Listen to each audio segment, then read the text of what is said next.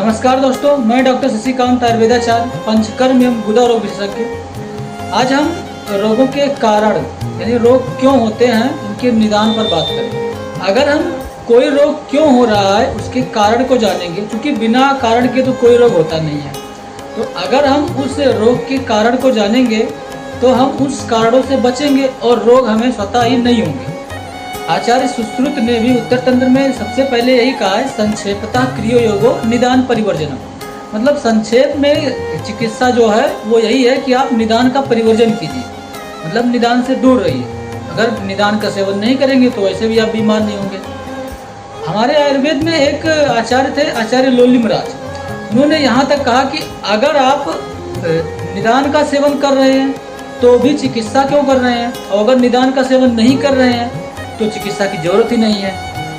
तो इसलिए हमें हर रोग का निदान जानना जरूरी होता है। और आजकल तो लगभग सारे लोग बस चिकित्सा पे ध्यान दे रहे हैं कि कोई बीमारी हुई है तो इसकी ये चिकित्सा है। कोई बीमारी क्यों हुआ है इस पे तो कोई ध्यान ही नहीं दे रहा है, तो इस पे हमें ध्यान देना होता है। हमारे यहाँ ऑलमोस्ट सारे पेशेंट ठीक हो रहे हैं, क्योंकि पुराने से पुराने बीमारी लोग लेके आते हैं कि इतने दिन से परेशान है, तो वो भी हमारे यहाँ ठीक हो रहे हैं।